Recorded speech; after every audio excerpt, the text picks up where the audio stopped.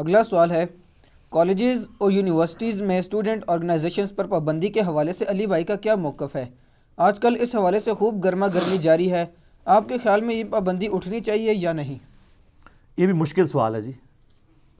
اس کا ایک پازیٹیو پہلو یہ ہے کہ آپ کو اس وقت جتنے پولیٹیکل لیڈرز ملے ہوئے ہیں اچھے یا برے، وہ انہی اسٹوڈنٹ آرگنائزیشنز میں سے نکل کے اوپر آئے ہوئے ہیں. اس میں تو کوئی شک نہیں ہے. یہ نرسری ہے ہمارے پولیٹیشنز کی. لیکن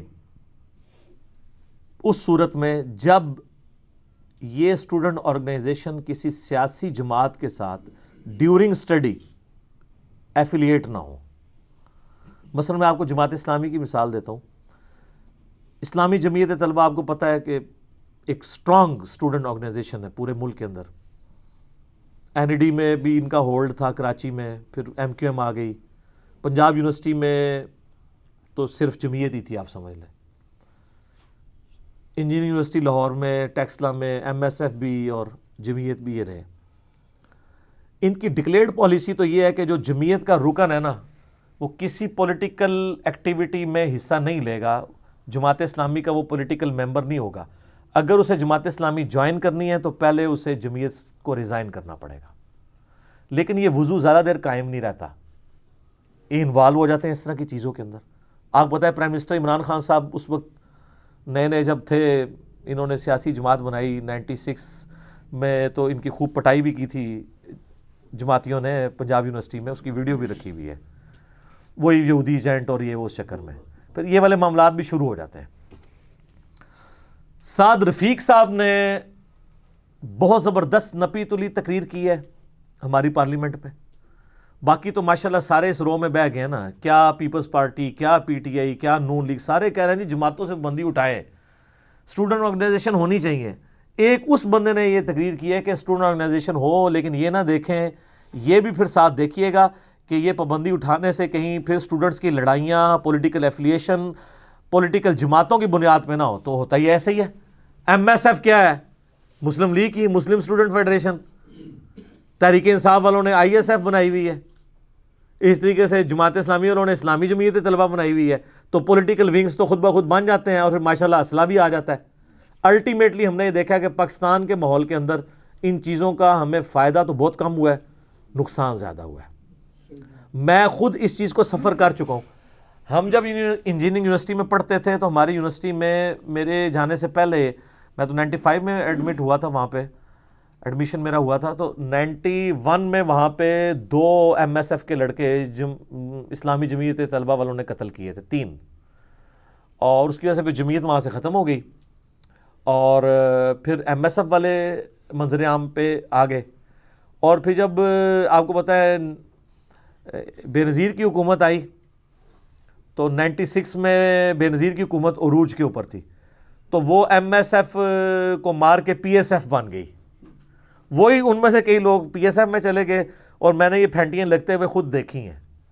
اچھا 97 میں جب وہ جیت گیا انتخاب نواز شریف صاحب، تو چونکہ مسلم لیگ کی حکومت آ گئی تو وہ جو پی ایس ایف والے تھے ان کی پھینٹی لگتے ہوئے پھر میں نے دیکھی ایم ایس ایف کے ہاتھوں، اور یہ سارا تماشا لگا رہا.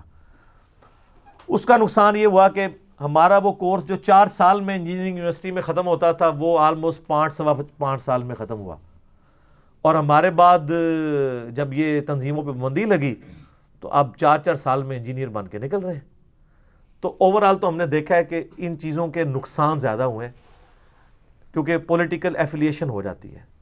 اسٹوڈنٹ آرگنائزیشنز کو بنائیں، میں اس حق میں ہوں، لیکن لسانی بنیادوں پہ، سیاسی بنیادوں پہ نہ ہو.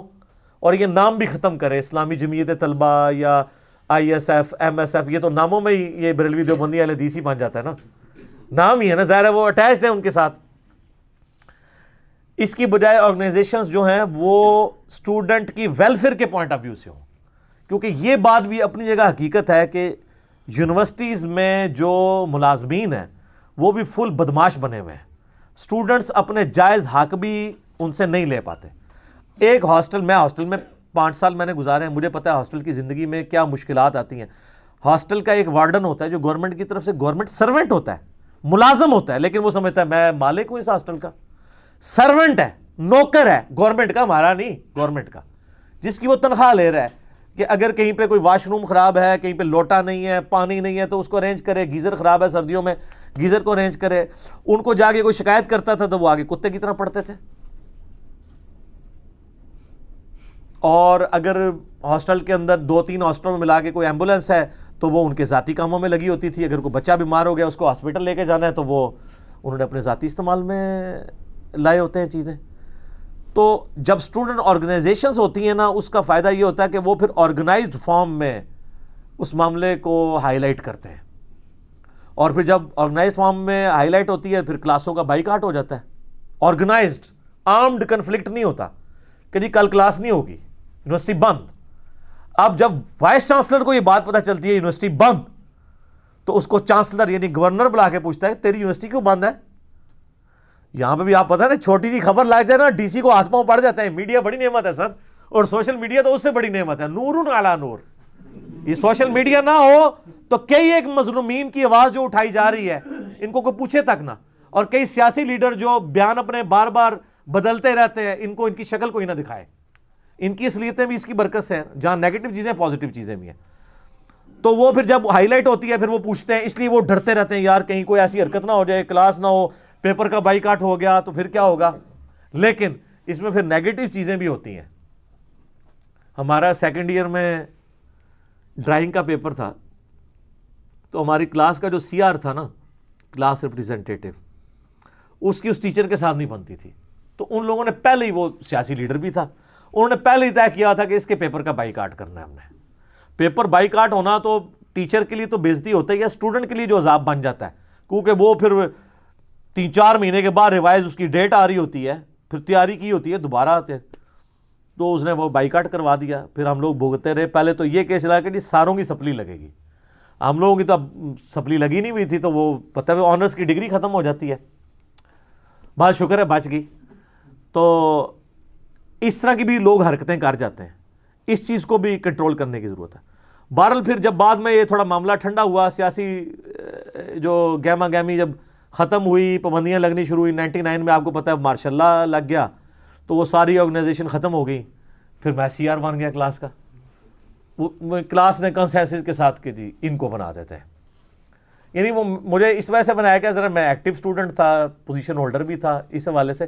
باقی سیاسی میری کوئی ایفیلیشن نہیں تھی, چونکہ سیاسی جماعتوں میں بندی لگی تو اس کی وجہ سے سی آر بن گئے. تو سی آر وہ بندہ ہونا چاہیے جس, ہوتا ہی ہے کہ آپ سی آر دیکھیں گے وہ جس کی 5-5 سپلیاں ہوتی ہیں, جس کو کلاس کے ساتھ کوئی غرض نہیں ہوتی ہے, وہ کلاس میں سگریٹ پینے کے لیے یا وہ آوارہ گردی کرنے کے لیے آتے ہیں. وہ لوگ اسٹوڈنٹس کے کس طرح خیر خواہ ہو سکتے ہیں, نالائق آدمی کو بناتے ہیں. اچھا, پھر یہ اسٹوڈنٹ آرگنائزیشن میں ایک اور بڑا مسئلہ آ جاتا ہے, جو زبردستی کرنے والا. جماعت اسلامی, یعنی میں ان سے بڑی محبت کرتا ہوں, لیکن اسلامی جمعیت طلبہ ان کی بڑی خدمات ہیں, ہماری ویڈیوز بھی دیکھتے ہیں. یہ ان کی جو میرے ساتھ عقیدت محبت وہ اپنی جگہ, لیکن یہ بھی ایک حقیقت ہے کہ یہ لوگ بھی ڈنڈے کے زور پہ برائی کو روکنے کی کوشش کرتے ہیں. پنجاب یونیورسٹی کے اندر اگر کوئی گانے کی محفل ہو گئی ہے تو وہاں پہ پہنچ کے, اگر حالانکہ پنجاب یونیورسٹی کی انتظامیہ نے اگر اجازت دی ہے اور وہ ہو رہا ہے, یہ انتظامیہ کا کام ہے انکار کرے. برائی ہو رہی ہے تو آپ کو کو ایگزسٹ کرنا ہے. اس کی وجہ یہ ہے کہ کل کو آپ جب محفل قرات کریں گے تو سیکولر آگے کہیں گے ہم محفل قرات نہیں ہونے دیں گے, پھر آپ کیا کریں گے؟ تو اس معاملے کو سمجھیں. باقی اسلامی تشخص آئین پاکستان بالکل ٹھیک ہے, لیکن اس کے لیے پھر آئینی راستہ اختیار کیا جائے. عام لڑکے کا کام نہیں ہے کہ وہ ڈنڈے لے کے تو لڑکیوں کو پردہ کروائے یا اس طرح کی چیزوں کو روکنے کی کوشش کرے. اور اس میں بھی ذرا معذرت کے ساتھ, یہ بعض لوگوں کو دین سکھانے کا اتنا جنون ہوتا ہے کہ اسکول یا کالج یا یونیورسٹی میں پروفیسر تو میتھمیٹکس کے ہوتے ہیں, لیکن آدھی کلاس دینیات کی وہ پڑھا رہے ہوتے ہیں, کیونکہ وہ خود مذہبی ہوتے ہیں. تو ایسے مذہبی ٹیچر کل کو پھر جو ملحد قسم کے ٹیچرز ہیں ان کو کیسے روک سکتے ہیں کہ وہ ڈاکنز کی کتاب نہ وہاں بانٹیں؟ یہاں میں آگے لوگ کہتے ہیں جی وہ انگلش کا پروفیسر ہے, جی انگریزی پڑھاتا ہے, نال ڈاکنز کی کتاب بھی دینا ہے, دا گاڈ ڈیلوژن. تو تواڈے جڑے میتھ دا مولوی ٹیچر ہے وہ بھی میتھ دے نال اسلامیات پڑھا رہا ہوندا ہے.